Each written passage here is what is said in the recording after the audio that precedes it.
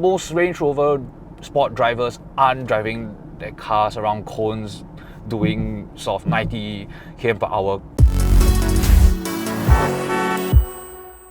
Hey everyone, welcome back to Sgcarmart Reviews. So you've probably seen this car on our channel a fair bit already, right? So Julian was in Dubai for the international launch, we've covered the local launch, and we've also done a short track drive with this car. But now we can finally do a full review of the new Range Rover Sport, so let's get to it. Now, before we get into the review, today's episode is made possible by Sgcarmart Smart Loan. Sgcarmart Smart Loan is designed to save you time and money through a digitalized loan application via MyInfo for your used car purchase at below market interest rates. For limited time only, get $500 cashback and a 6 months Kinto membership worth $1,200 when you apply for a loan today. To find out how much money you'll save on a used personal or private hire car, click the link in the description below. Now back to the review.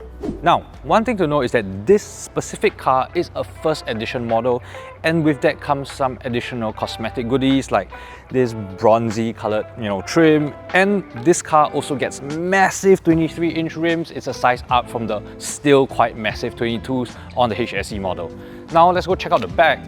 Now again, at the back, design wise, it's very sleek, very modern, very minimalist, and I think it looks quite good.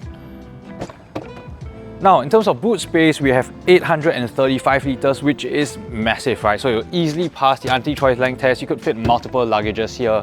And if you need to, you can also adjust the loading height via the buttons here, and you can raise all over the car as you need to.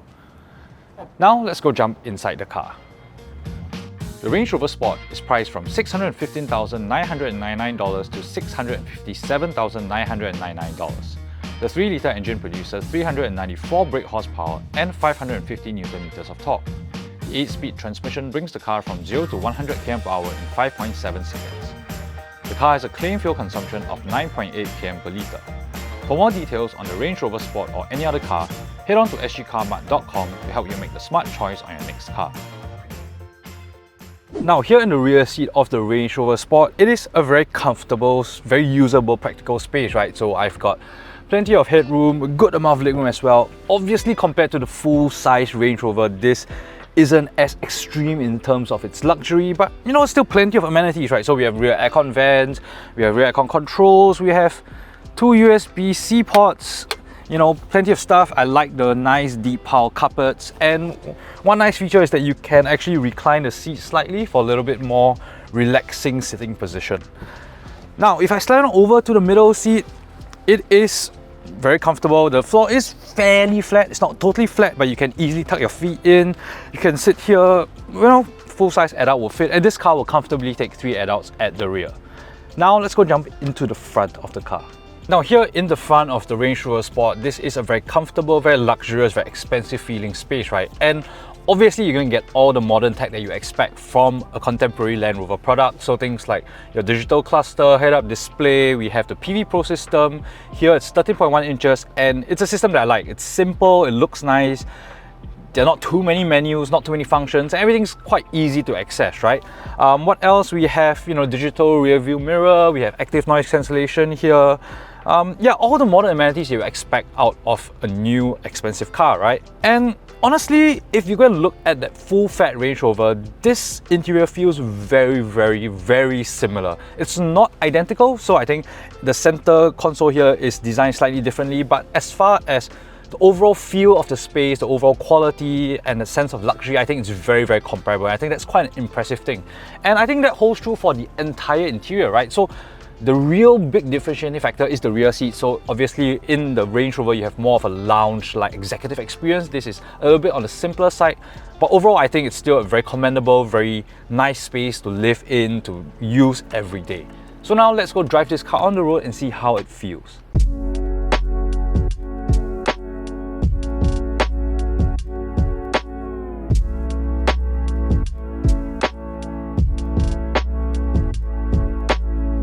Now, regardless of trim, the Range Rover Sport is powered by a 3-litre inline-6 engine with mild hybrid technology, and you're getting 395 brake horsepower and 550 Nm of torque, which honestly is plenty, right? So 0 to 100 takes less than 6 seconds. So if you really put your foot down and let it get on boost, It's plenty quick, and that's quite impressive considering this car is like close to 2.5 tons, right? So it's a big, heavy car, but it feels quick in a straight line, I must say. Quick enough for most people. And overall, it does feel tighter than before. I think that's helped by the MLA Flex architecture. This car feels more rigid, there's less flex in the body, and overall it makes for a little bit more refined drive. And yes, this car is dynamically quite sound and, you know, somewhat surprising considering how big and heavy it is. Again, you can see me chucking around some cones at CEC as evidence. But let's be very real, most Range Rover Sport drivers aren't driving their cars around cones doing sort of 90 km per hour going around corners, right? Most of it is stuff like this, the mundane, boring stuff doing 66 km per hour on Lornie Highway. And in this particular regard, I think Range Rover Sport is much improved. You know, it's really quite refined, very comfortable. We have air suspension as standard, so that really helps to soak up bumps in the roads. And you know, you do feel like you're sort of just coasting along the tarmac, right? And it's also very, very quiet. So again, we're doing 64 km per hour, light on the throttle, and you know, the powertrain's in the background. It works, it's composed, it's refined. And the cabin is very well insulated, so you don't really hear sounds from outside. There's not much road noise. We're running on 23-inch rims, and it's all very peaceful. And I think that's great. That's what you want, right? As a point-to-point vehicle, you want it to be refined, comfortable, just sort of classy in its nature, right? And I think that's where this Range Rover Sport does feel a lot better than before. Now, how does it do off-road? I can't tell you, we don't have the chance to take this car off-road, but what I can tell you is that it is fundamentally a Land Rover. Land Rovers just work off-road, right? So that's just what Land Rovers do.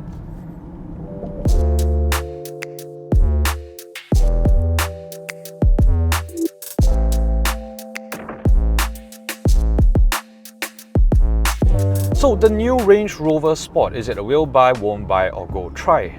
I think it's a will buy, and hear me out, right? This car is not cheap.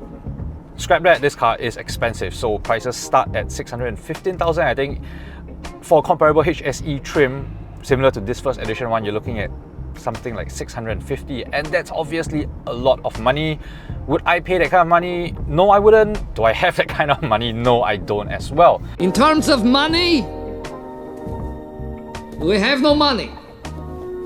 This car obviously isn't for the 90% of us, right? 90% of us can't afford it, don't really need it, don't really want something like that. It is aimed at a quite specific group of people, and I do think for these people, this 10%, 5%, whatever you want to call them, this car is a car to buy. If you look at this car from the perspective of it being something of a baby Range Rover, then I do think you're getting comparable presence and functionality for less money. And as a result, I do think it is possible to justify its price tag, right? It's more refined, it's much more classy than before, and overall it's just a thoroughly better car than before. And you know, I do honestly feel like you are getting flagship quality, and that's quite impressive. And we also have to be very real about something, which is that people who shop in this luxury SUV segment, they're not buying an SUV for its functionality or practicality or features, right? You're buying it because it projects a particular sort of image. There is a reason that you see cars like this Range Rover Sport being used by, you know, footballers, British politicians, even on carpool karaoke.